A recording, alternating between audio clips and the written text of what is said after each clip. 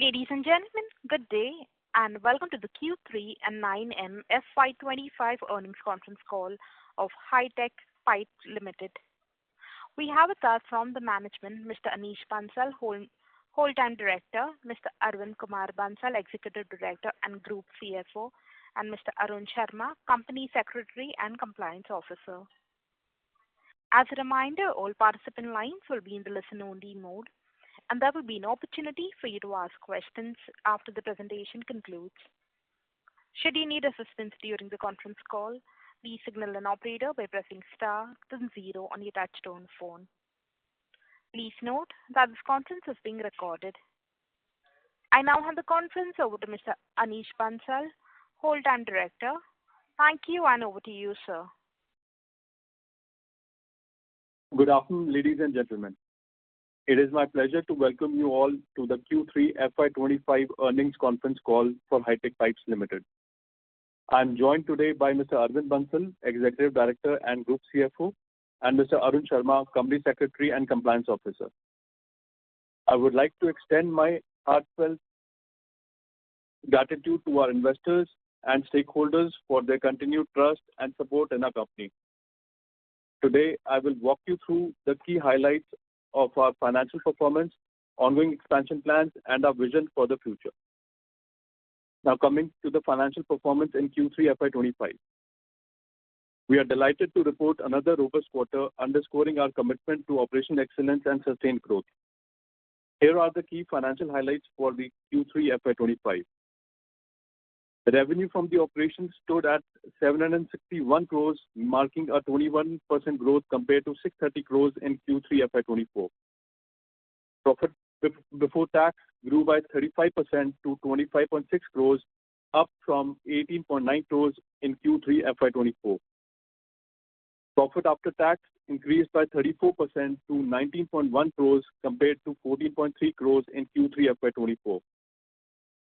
EBITDA per ton stood at 3,238 rupees compared to 3,429 in Q2 FY25. The company has invested materialistically to the amount of 303 crores towards branding activities pan-India, which comes to around 242 rupees per ton. Meanwhile, we have undertaken significant branding activities across India to reinforce our market leadership and to enhance our brand visibility. A major milestone in our branding journey has been the onboarding of Hrithik Roshan as our brand ambassador, a move aimed at further strengthening our brand's appeal and market positioning. This initiative aligns with our vision to create a strong emotional and aspirational connect with our stakeholders, including distributors, retailers, and end consumers.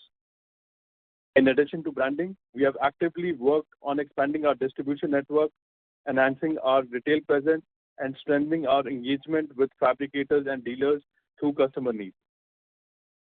With these measures, our network of distributors and dealers is expected to increase by more than 10% from current 450 to 500 by end of current financial year. Our portfolio has also seen an expansion with the introduction of new SKUs catering to evolving market needs. On the operational front, we continue to drive energy cost reduction through newer renewable energy schemes, ensuring sustainability and cost efficiency. Further, our continuous focus on debottlenecking processes and micro-incentive schemes has led to effective improvements in operational efficiency. Our financial discipline remains a cornerstone of our strategy. We are maintaining close monitoring of working capital, ensuring optimal utilization and liquidity management. Additionally, our credit rating has been upgraded to A+ for long-term exposure and A1+ for short-term exposure, reflecting the strong financial health and confidence in our business fundamentals. Now coming to our expansion plans, we remain committed for strengthening our manufacturing capabilities and expanding our footprint to meet the growing demand in the steel pipe sector. Our brownfield expansion of Sanand Unit 2, Phase 2 is progressing as per schedule and is expected to be commissioned in the month of April 2025. Further, our new greenfield manufacturing facility at Sikandrabad, UP, a state-of-the-art facility for our long-term growth strategy, is also expected to be commissioned in the month of April 2025. These strategic investments will significantly enhance our production capacity, operational efficiency, and market reach.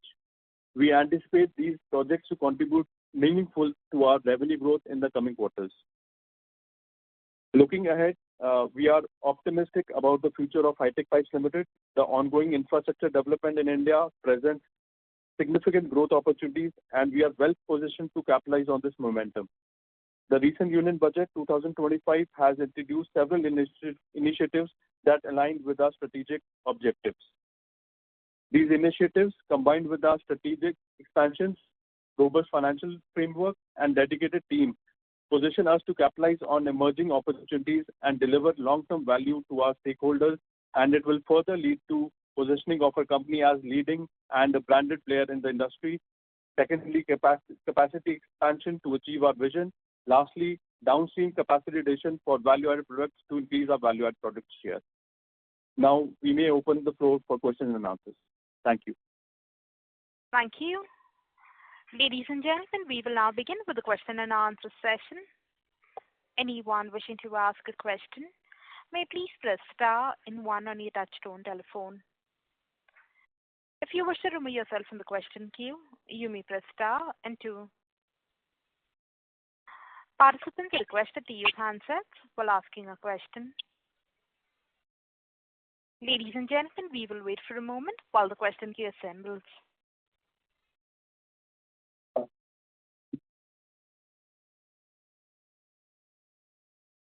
The first question is from the line of Sara from UBR Investments. Please go ahead. Hi, sir. Thank you for the opportunity and congratulations for reporting all-time high volumes. So my question is, can you give us a broad view of your regional sales mix between East, West, North, and South India, and which is your dominant area? And what are the pockets wherein you want to increase your presence in coming next 3 years? All right. Thank you, Sara. So as you know, we are currently, we have our manufacturing facilities in North, West, and South. So North India, we are having 40% share, and in West, 40%, and 20% is South. And going forward, our new expansion strategies, I think the mix will be, divided in 3 states. So almost like a 35-35 in North and West, and 30% in the South. All right. Okay, sir. And so for improvement of our yields, there can be multiple ways like introducing of DFT, using cold roll technology, and graveling lines for reducing the zinc consumption, right? So DFT we are already adding. Can you please talk about your capacities in cold roll and graveling lines? What are the other ways, if any, that we can improve our yields? Yeah. So currently we have 3 galvanizing lines, and 1 more is coming up. So we'll have 4 galvanizing plants. So with this, our share of value-added products will also go up because of the coated products where we get higher EBITDA per ton. And regarding DFT, so 1 DFT will be coming in Gujarat, and we are hopeful that we should complete this in by end of FY26 or Q1 of FY27. Okay, sir. So what are the other ways that we can think of to improve our yields apart from DFT?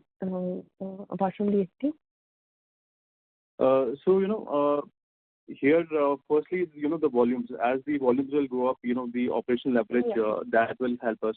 The branding that the company is aggressively has taken this task, and going forward, I think this activity will really help us in higher volumes and higher value addition. Apart from these, the new product developments like solar torque tubes, that we have undertaken, and several other new SKUs and new areas, new applications. The company is constantly eyeing new markets and new products. So that will also give us a big boost. And apart from this, DFT lines, that we know it's higher value added. It's a much higher value addition there. So that will also, all in all, And all these things, in last, this in the current financial year, we know, there was the capex, especially from the government side, was very, very minimal. And once this, the capex resumption starts, I think, company will be, it's a very well positioned to capitalize on the demand that will come from government capex, especially when, all these election activities are over now. And, the government's focus is towards infrastructure creation and the consumption growth. So all these things will give us a good boost in the coming quarters. Correct. So one last question. What percentage of renewable energy are we using in our power cost, and what is our aim by 2028 or 2030, since we are adding a lot of solar power plants? So right now, we are approximately, out of our total energy mix, our 27% energy is coming from renewable sources. And we have taken a target, to be like, net carbon free by 2030. So in next 5-6 years, I think, the company will be entirely on net, carbon footprint. All right, okay. Thank you so much. And all the best. You're welcome. Thank you. The next question is from the line of Vikas Singh from Phillip Capital. Please go ahead. Good afternoon, sir. Yeah, good afternoon, Vikazi. Yes. So my first question towards now that we are closer to 1 million ton capacity by next quarter, basically, have we finalized the product mix and for the phase 2 of another 1 million ton? And if so, could you give us a little bit of insight? Yes, sir. So, after this 1 million tons, the focus is towards large hollow sections, where, infrastructure, comes into place. So large hollow sections, are solar torque tubes. And apart from this, special SKUs, galvanized and ungalvanized, where, there's a niche market right now, but then, those markets, down the line, they'll be, growing by, much higher percentage. So all in all, going forward, the focus is, now the base capacities are there. So now the focus is towards, higher, like higher value-add products. Larger dia pipe, basically, what we will be targeting. Yes, the larger diameter, the solar torque tubes. This is, highly growing segment in India. And there are special niche applications also now, that have come in. So the focus is entirely there. And we are, geography-wise, we are well spread. So where all these, big infrastructure projects are coming, so our establishments are already there. And, we are strengthening them, slowly and steadily. And, once all this, government capex and all this resumes, we'll be, in a much, much better position to cater these requirements. Understood. So now that steel prices have more or less settled, basically, so how we should look at the EBITDA per ton improvement from henceforth? So any guidance which would you like to give? Yeah, because so basically, the prices have, more or less stabilized. I think, after these new tariffs, there's a new, new event that has taken place very recently. And we are yet to see, what impact it will have in the market, and especially in the Indian market. So if there is any additional, if, China does some more dumping in some places, so whether it will affect India or not. And also, the safeguard duty, which is on the cards, what happens to the safeguard duty, whether this, comes now or it is deferred. So this event is also, is awaited by the industry to understand whether their prices will remain where they are, or, it will move in north or south direction. So a lot of changes are happening, and we are keeping close watch on this. So we hope that, the prices do not become volatile. Understood. Sir, have we seen the demand traction coming back like we would have wanted, or it is still slower than what we have anticipated? Plus, with the new, you said you would be increasing 10% reach to distribution network. So how should we look at into the volume translation way? So, Vikazi, so basically, the company is operating at its peak utilization capacity. So out of, 7.5 lakh tons, we did a sales volume 1.25, which means 67% utilization. And whatever the conditions are, but we are sure that whatever products we can make, we will sell in the market. Of course, yes, I agree with you. The government capex has been very slow this year. But this also gives us an opportunity going forward. So once the government spending comes back, especially the Jal Jeevan side. So I think we'll be the first among the first players to take advantage of that situation. And coming to the second part of the question regarding distribution network, yes, we'll be adding another 50 dealers in this quarter, which will also set base for our expanded capacity, which is coming in Q1. So with this, I think our network is already there. So our new expanded capacity, we are hopeful that we'll get on to capacity utilization of those units very, very quickly. Understood. So just one last question on our basically volume side. It seems to be ending this year with almost the required pace which we have promised. However, how should we look at the next year, because capacities are just now coming? What kind of volume growth we are expecting in FY26? Yes, sir. So this year, we had taken a target of 5 lakh tons, and I'm very confident that we'll be meeting and maybe we'll beat this figure. And going forward, this additional 2.5 lakh tons capacity that will come. So I am fairly confident that with this new expanded capacity, we can have at least a 50% utilization in the first year. So we're keeping our fingers crossed, and let's hope things pan out well. So another 20% next year is kind of the minimum target which we will. Yes, minimum. Thank you, sir. That's all from my side. I'll come join in the queue if I have further questions, and all the best. Right, sir. Thank you so much. Thank you. The next question is from the line of Pallav Agarwal from Antique Stock Broking. Please go ahead. Yeah, good afternoon, Anish. Yes, good afternoon, Pallav bhai. Anish, so, one question on this quarter realization. So, for, steel prices were down, and for most of the companies, we saw a sequential decline in blended realization. But I think our realization has improved significantly. So, and there's also been an increase in purchase of traded goods.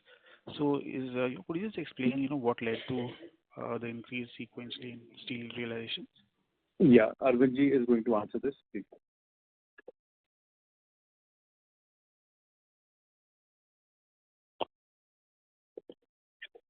If you see this, our steel realization, actually in the current quarter, our sales number includes trading sales also. But in previous quarters, it doesn't include trading sales. And if you remove the trading sales, then I think you can fairly compare these numbers. So this 3Q includes trading sales. So if we exclude that, then we'll get the correct realization picture. Is that correct? Yes. So could you quantify, sir, how much was that? At least in terms of broadly the revenue number. In Q3, our trading sales is in the tune of around 60 CR. Okay, and this is broadly what HRC, or what would be the nature of these? Basically it is broadly HR coils and some non-moving silids, WIP. Okay. Okay. So the second, query was on, our branding spend. So this 242 would not be a recurring number per ton, right? So the normalized EBITDA should be closer to 3,500 levels. Is that what we can assume going ahead? Yes, Pallav, I think that is the fair estimate going forward. And with the higher volumes, this spend on per ton basis will also be rationalized. Sure. Also, sir, could you just give us, the capex, targets for this year and next year? Yeah. So this year our total capex will be in the tune of 100 crores. Actually, this year, we are all in the current financial year. Our two expansion projects are going on. One project is at Sanand, brownfield project at Sanand, and one greenfield project at our Secunderabad, UP. So in both these projects, around 100 crore capex is going to be incurred. And the thing is, most of the capex we have already incurred. Now we are in the commissioning one, and as Anish Pansalji has mentioned in the con call, it is expected to be commissioned in the month of April 25. Sure, sir. And 26, 27, any broad guidance on capex? Actually, first we would like to, as Anish Pansalji has mentioned, first we would like to focus on utilization of this new capex, and we would like to focus on utilization of getting at least 50% capacity utilization for the new capex. Then after this we will think for the new capex. Yeah, Pallav, but the plans are on firm. We'll be adding, as we said, we'll be adding 25-30% capacity every year and utilizing the same. So this process and this trend will continue going forward. Okay, so broadly in the 100 crore range. Yeah, absolutely. Yes, okay. Absolutely. So just finally, our interest cost declined significantly. So I'm assuming the QIP money would have been used to repay some debt. Is that correct? And what's the level of current net debt, if you could just give us? Sir, right now, the long-term, capital is almost gone now, and short-term we are, utilizing in the range of 100 to 125 crores. Okay. Yes, sir. Thank you so much. Yeah. Thank you. The next question is in the line of Gargi Singh from Value Investments. Please go ahead. Gargi, we are not able to hear you. Hi, is it better? Yes, please proceed. Yes, sir. Yes, sir. Thank you for the opportunity. So my first question is that in your product portfolio, you have hollow sections, black pipes, GI, GP, cold rolled, and other products. So please give us a rough idea of what is the product-wise capacity and which product do you consider as your strongest one? So Gargi, our ERW tubes and pipes constitutes of 80% of our total capacity, and in this, these are fungible technologies. So round hollow sections we can produce from the same kind of equipment. So depending on the market situation, market scenario, and the demand outlook, we change this flexible. So broadly, you can take ERW as 80% and our flat products and engine products as 20%. Sorry, flat and? Flat products and coated products and engineering products at 20%. Okay, sir. So in this section, I saw in your presentation that you have products up to 200 mm. However, in the market, the products are available is up to 1000 mm. So out of the total market sections, I wanted to understand how big. Ma'am, your audio is breaking up. Hello? Yes, ma'am, your audio is breaking up. Yeah, sorry, I'm using the handset now. Is it better? Please proceed. Yeah. Yes, sir. So second question was that in hollow sections, you have products up to 200 mm. But in the market, the products are available up to 1000 mm. So out of the total market for hollow sections, how big is the market for the pipe panels that we are currently present? And also, you're going to launch 300 and 500 mm also. So I wanted to understand with that perspective, how will the new product launches increase our addressable market size? Yeah. So, Gargi, firstly, the hollow sections in India, that are being produced are up to 500 by 500. 1000 by 1000 is, still not been introduced in the market. But nevertheless, out of 500 by 500, we are already doing up to sections up to 200 by 200, and we'll be adding 250 by 250 in this expanded capacity. So in April, we'll be offering 250, 250. And the DFT line that we are coming up with in Gujarat plant, that is part of that, that higher hollow sections. And going forward, we see, these hollow sections, they will take a lot of share from the RCC construction. And we are seeing some, early signs of, this large hollow sections replacing traditional RCG structures, especially in the commercial, institutional, and office buildings. So this trend is picking up in India, and by the time we are ready with our large hollow sections, I think this market will grow quite significantly. So, sir, in the 500 into 500, currently we have, and okay, we can say that by April 250 into 250 will be there. So, is it fair to assume that 60 to 70% of the total market for hollow sections is up to 250 into 250, and that is the market that we are already present in? And going forward, when we introduce 300 and 500, so our addressable market size will increase by another, let's say, the balance 30%. So, Gauri, as per my estimates, up to 250 by 250, we can cover 90% of the market. Okay. And the sections above 250, it is quite at a nascent stage, but it is growing and it has to come in. So we have timed it, with that, convergence of the market demand and the supply. And, once we are there with our, 400 by 400 series, I think, this we'll be able to capitalize this additional market. So 90% of the market we are already catering to. Okay, sir. So in the hollow sections, so you mentioned your market presence to be more in the west and the north. And also you said that, your products are more, you already present in 90% of the market. So what would be the USP of high-tech as compared to peers in the western and the northern markets? So, Gauri, we are spread in north, west, and south. So here we have, like 6 manufacturing plants in all these territories, and there's one more new plant coming up. So with this, I think, we are, fairly confident that, we'll be able to cater to any demand from any segment and any sector.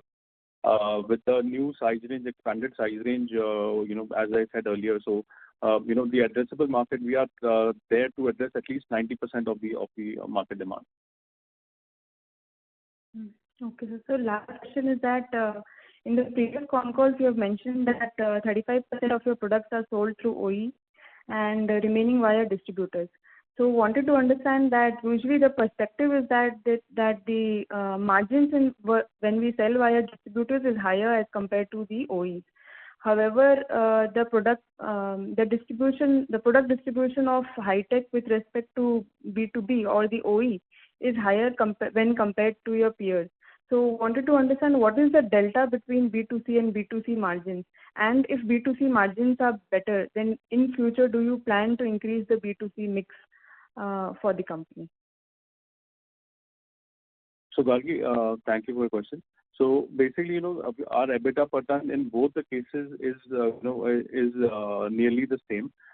In OEM, as you said, there is a perception that, the margin is lower.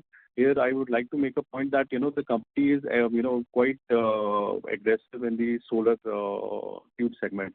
And solar tubes is through our, big corporates and OEMs. So there, the valuation is much larger. So blendedly, the company's EBITDA per ton is fairly, equal in both the spaces. B2C and B2B both. Understood, sir. Thank you and all the best to you. You're welcome. Thank you. Ladies and gentlemen, that was the last question. I now hand the conference over to Mr. Anish Bansal for his closing comments. To conclude, High-Tech Pipes Limited remains committed to sustained growth, operational excellence, and strategic expansion. With strong financial performance, well-planned capacity enhancement, and a favorable policy environment, we are poised for a promising future. We deeply appreciate the trust and support of our investors and our stakeholders in our journey. Together, we look forward to driving innovation and delivering long-term value. Thank you. Thank you, members of the management team. Ladies and gentlemen, on behalf of High-Tech Pipes Limited, that concludes this conference call. We thank you for joining us, and you may now disconnect your lines. Thank you.